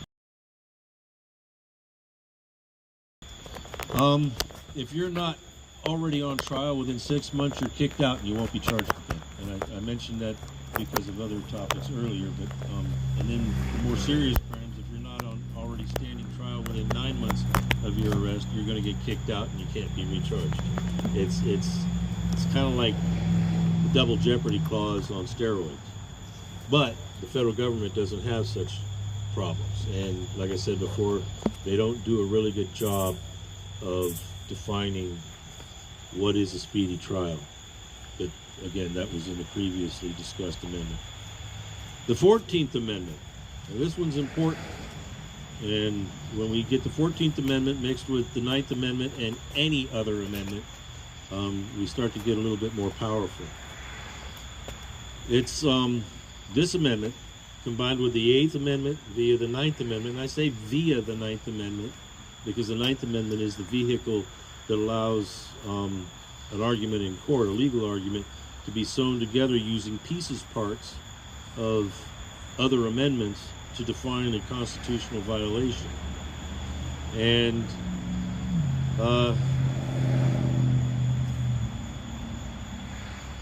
the whole, well, we're getting there. I'm about to just open the can of worms.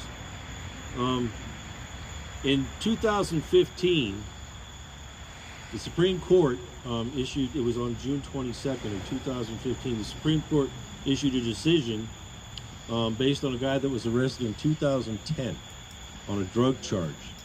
And while this guy was a pretrial detainee, the guards attacked him. Does that sound familiar? They handcuffed him and beat him. They knocked him unconscious. They left him there. They used a taser on him. They left him there, handcuffed, on the floor. Came back a little while later, he was still unconscious, and at that point, they removed his handcuffs. They explained to the judge that he resisted them removing his handcuffs, and that's why they beat him. They put the handcuffs on him to beat him. The question was, and this is because previous cases had said that you need to meet a subjective definition of, was this unlawful force or excessive force or whatever. And the Supreme Court said, well, and there's even more to this, but this went through the appellate system. It started off in a circuit court. It went through 2 appellate courts, and there was one judge that wrote a dissenting opinion and said, no, this is wrong. You can't have subjectivity here. It has to be objective. And they get into the argument that says, if I swing my fist at your cheek, I know that it's going to do harm. That's not subjective. That's objective. And at that point, that one judge planted the seeds that gave this guy's attorney, McKingsley, his attorney, to appeal to the Supreme Court, and the Supreme Court agreed with that one dissenting judge. So the process actually works, and good things can happen out of it. But the Supreme Court said, if you know that a taser hurts, that means you intend to do harm. Now, there's other considerations. You've got to be able to operate a jail. You've got to control bad things. But if you're using a tool or you're swinging your fist at somebody or you're doing these things, you know that it's going to do harm. And was it excessive? That's in the code. So what happened was the Supreme Court said, no, you do not get to punish pretrial detainees because that's a violation of due process and the Eighth Amendment for the excessive. It's the Ninth Amendment that allows somebody to go to court and sew together parts of other amendments so that you can go to court and say, this was unconstitutional. That's the one that opens up the floodgates for the less than specific declarations in the Constitution. So we've got a mindset, not just the Constitution, but a mindset that follows that Constitution. And all of these guys, like the story I just heard on the phone, that's a valid case based on everything that I'm reading. So they need to be able to take that, and these guys, I think that the case that John was just talking about is going to be the first in many. There's going to be a lot, because I know for a fact that me as a layman, if I can figure this stuff out just by getting online and reading the Constitution and looking at case law, there's attorneys that get paid a lot of money to know it better than I do. That's why Sample is the most logical case, because he's the most abused. He is absolutely the first domino, and it's gonna be a snowball. It's gonna be a snowball.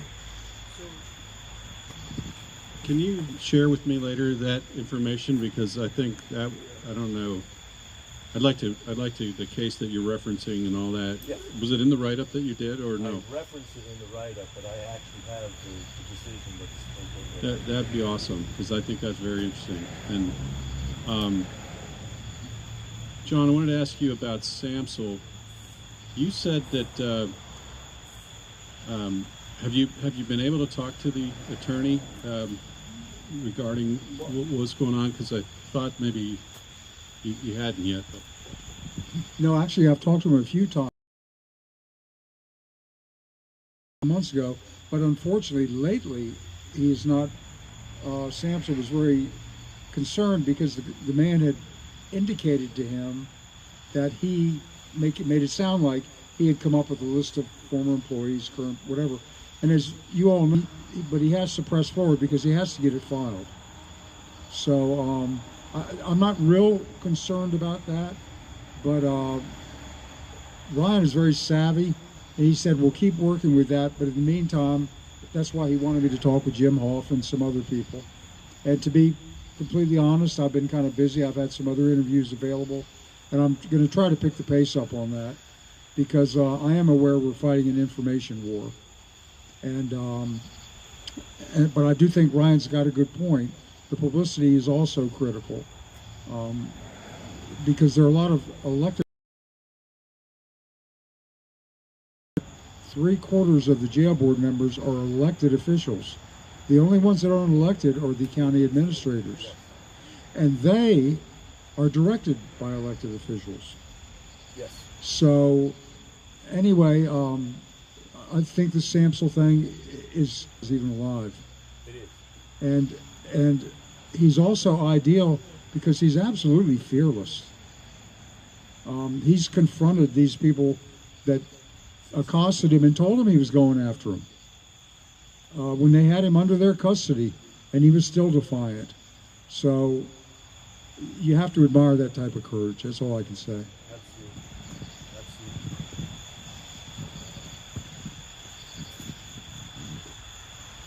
Absolutely. All right, so we're getting there.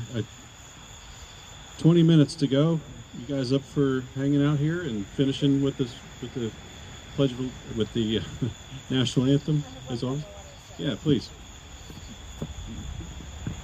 I was talking to one person, and she said that she didn't want to come and join us at the jail over here for our vigils because she's afraid that if she shows up, she's going to get arrested. That since we're standing out here every week, but I told her, I said, we've been out here for every week, and we wave to everybody and everyone's kind of friendly, not to be afraid, but don't hold me against that.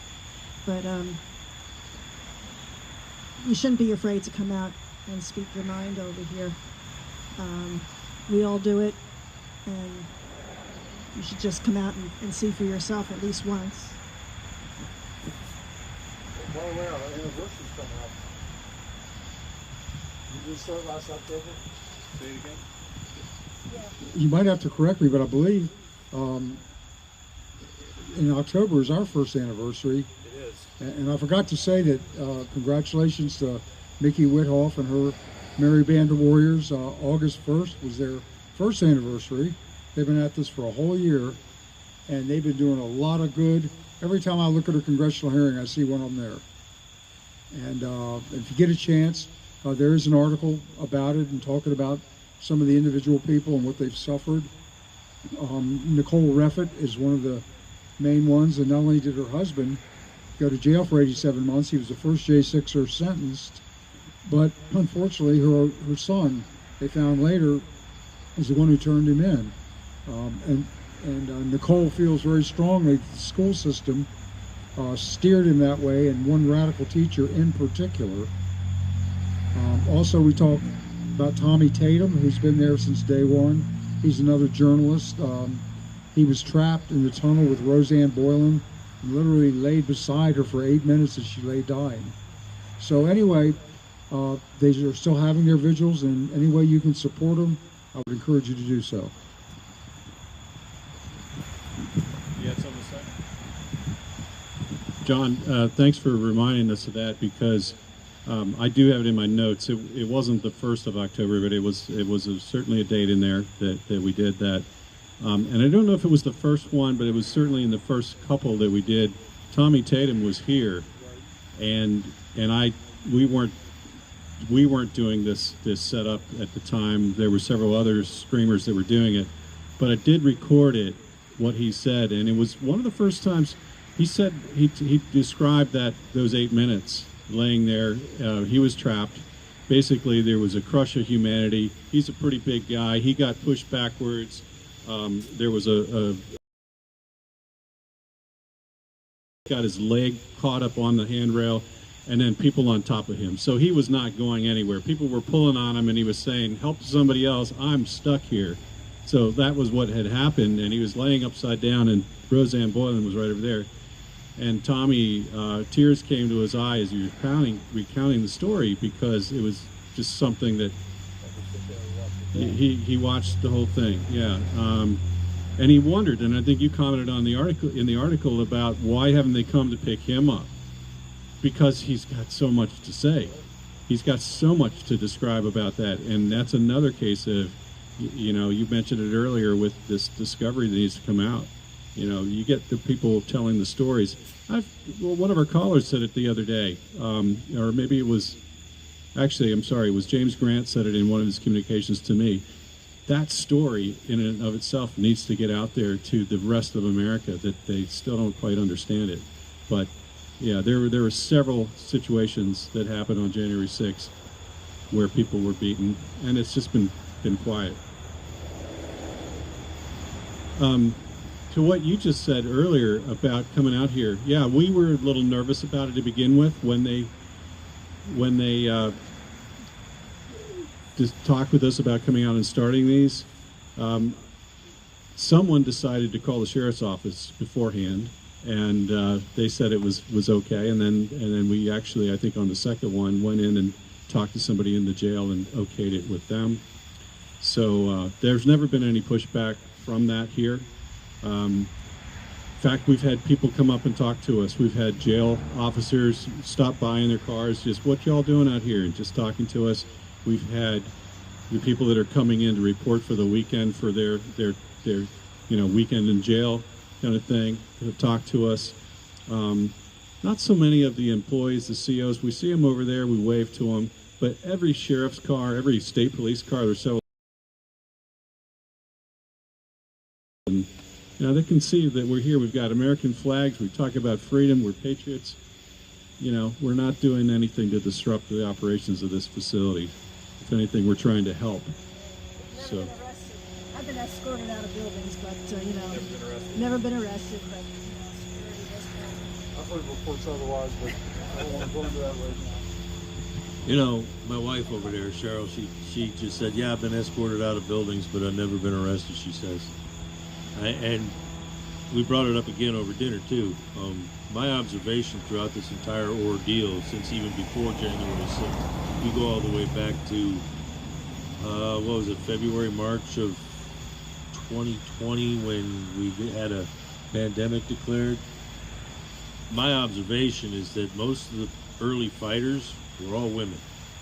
School board speeches, when you look at those things online, most of them are women. The women have been fighting this fight for a long time, and they do it differently than us guys do. Of course, I told Cheryl a while back that if us guys really engage in a fight, that's why you guys have to do what you do. just saying, because it gets ugly. Like I said, I'm going to the grocery store, But- try not to be arrested. And she was the first one of the two of us that walked into a public establishment not wearing a mask. And the next thing you know, that she's getting followers that are taking their masks off right there in the store. That was cool early on. But Great it conversations. we had. seriously, yeah, we have awesome conversations. But and I mean this in all seriousness. It's the women have actually been leading the charge in this entire patriotic fight. Yes, there are notable exceptions here among us, but if you look in the general public, it's heavy on the women's side. Another man back here. He's wearing a mask, I'm not. So I had one guy come up to me and goes, "Can I take off my mask?" I said, "Yeah." He goes, "I don't talk to people unless," "I don't talk to people unless I could see their smile." I said, "Take off your mask." And he did.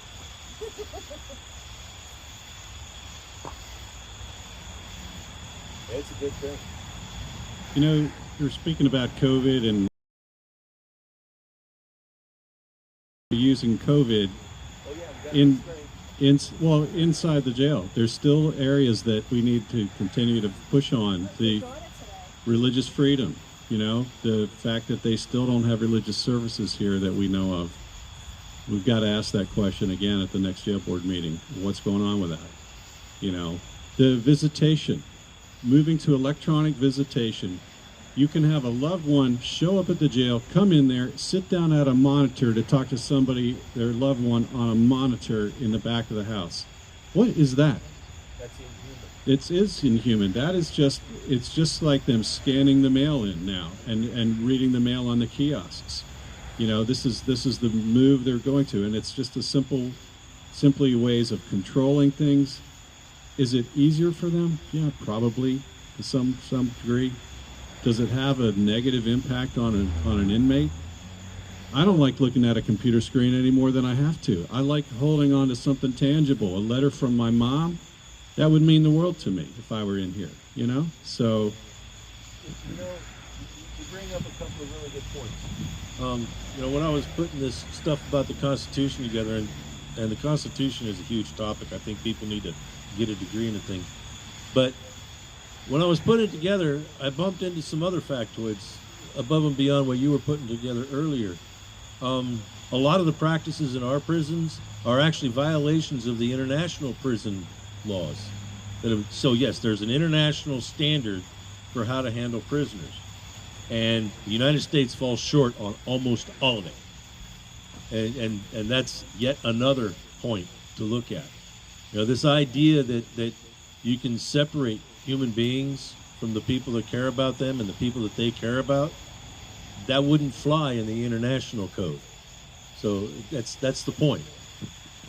that's an excellent point. In the background research and articles I had around the change in Virginia law to the restorative housing, there's another advocacy group there that we're comparing the laws in Virginia to international laws, and yeah, it's worse. It's absolutely worse. So you would think that the United States would be the leading example in the world in terms of most things, but no, not in that You case. know, on that particular point, You would think that the United States was, and most people, if you ask them, the people that you asked haven't been up close and personal as we have here. And they would agree with you that the United States, we're the best at that stuff. We're the most compassionate. And the reason that they believe that is because it's hidden from them. They're led to believe that yes, we are the most compassionate in the world. I mean, after all, how many years did Sally Struthers try to tell you to feed a child over in Africa for 18 cents a day? But we're not. That's the thing. There's this newsroom or something like that on HBO that was going on years ago, and there was a speech that they did, and the guy says, no, we're not that great. We used to be, but we're not.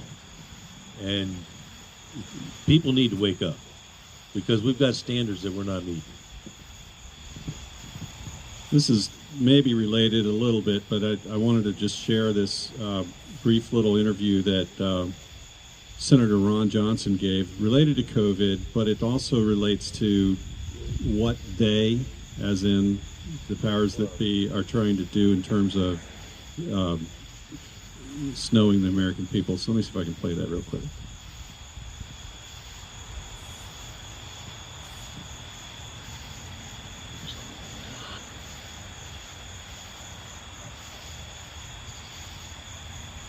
It's just extraordinary to me that, the government was working with social media to amplify lies and suppress truth, and has been doing so repeatedly. Why couldn't the American people know that, there were other alternatives to treat COVID?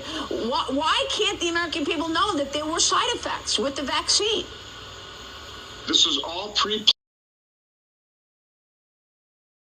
Event 201 that occurred in late 2019, prior to the rest of us knowing about this pandemic. Again, this is very concerning in terms of what has happened, what is happening, what continues to be planned for our loss of freedom. Again, it needs to be exposed, but unfortunately, there are very few people, even in Congress, that are willing to take a look at this. They all push the vaccine. They don't want to, be made aware of the fact that the vaccines might have caused injuries, might have caused death. So many people just simply don't want to admit they were wrong, and they're going to do everything they can to make sure that they're not proven wrong. We're up against a very powerful group of people here, Maria. But fortunately, you say, what can we do? Well, we do have reporters like yourself, like John Solomon, other people that have the courage to report the truth against the mainstream media and against the narrative. But that's the only way this is going to be solved, is we need the truth to be exposed. We need more Americans to listen to the truth, to be exposed to the truth, to pull their heads out of the sand, quite honestly, open up their eyes and understand what is happening in this country. We are going down a very dangerous path, but as a path is being laid out and planned by an elite group of people that want to take total control over our lives. And that's what they're doing bit by bit. Increase the size of government, takeover of the WHO. These amendments that are coming up that are going to be voted on in 2024 on the WHO are frightening, and they really risk taking away all of our sovereignty. People have to awaken to the dangers of the moment. Well, anybody? Ron Johnson, I love that guy. I did get to shake his hand in D.C. when I went to a medical freedom discussion that was going on up there. I got to turn this off.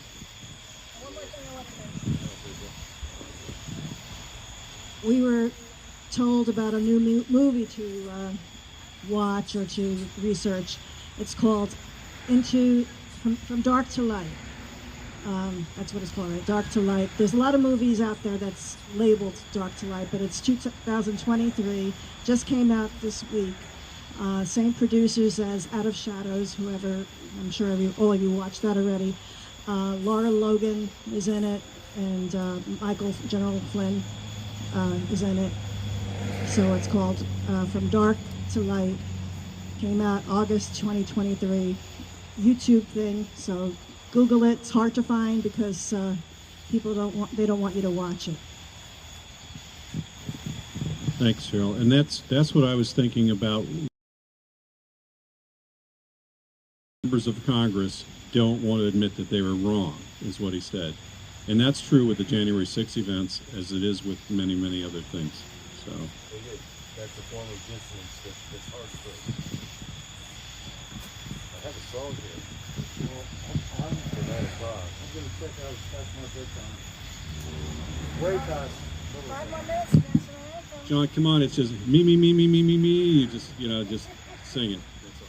Oh, we have it from last week. Da-da-da. No. My contract says I do not have to do What are you musical gonna say? performances. It's not right yet. All right, well, he's I'm just letting you know what this is. Go ahead. 3 minutes early, we could do it. Is that what you guys want to do tonight? That's what I'm asking. We could sing I it. can play the. I don't have my singing shoes on. That's fine. All right. Let's do that. That's fine. We got 3 minutes. We're on daylight savings time. Did any of y'all see that article in the Epic Times where they said that the videotape? I wish I could remember more details about the article, but there was a recent article in the Epic Times that said the videotapes that have just been able to be released showed that the police officers who said they tried to help Roseanne Boylan in the tunnel when she was collapsed in the tunnel lied, that they didn't try to help her at all. They ignored her, and the protesters helped her down there.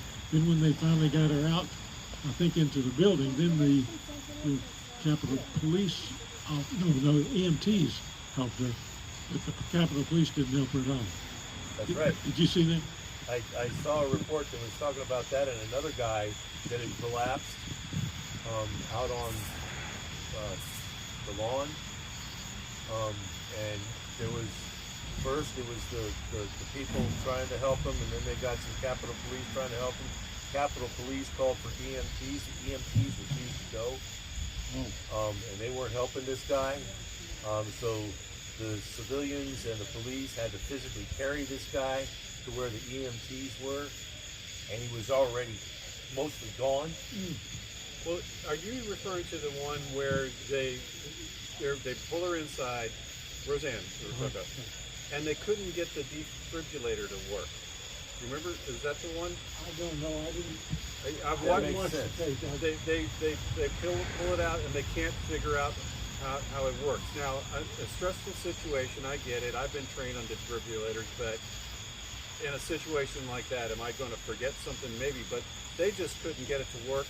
Somebody else shows up that had another one. They threw that one off to the side, opened the whole new one, and started over again. But it was pretty chaotic, and she was, like you said, probably pretty well gone by then. The only thing that I saw said that the tapes that they had just been able to get released showed that the people who said that they helped her first, they were lying. They were covering themselves It's up. all on video. Yeah, it's all on video. All right, so we're going to do a recording here tonight. You want to just A little bit of Donald Trump. Doing 9 o'clock.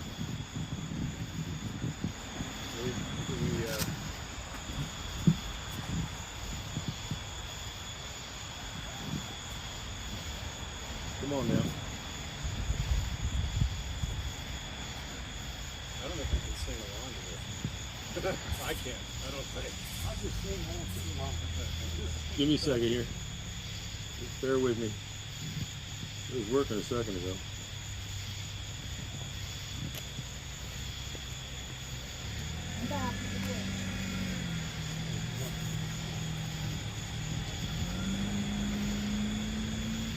Come on now. He's doing pretty good. This was all those stops. This is incredible. It was working just a minute ago, right? You guys heard it. And now it's not wanting to work. We can. We're going to do it that way. All right. It won't play now all the time. All right. Oh, say can you see by the dawn's early light what so proudly we hailed at the twilight's last gleaming, whose thoughts rise and bright stars through the perilous we watched were so gallantly streaming, and the rockets rang where the bombs bursting in there came through the night, that our flag was still there. Oh, say does that star-spangled banner again wave o'er the land of the free and the home of the brave. USA! USA! USA! USA! Yes, sir. Something was taken on that. Jordan was telling me, something was you. He was talking to Jordan.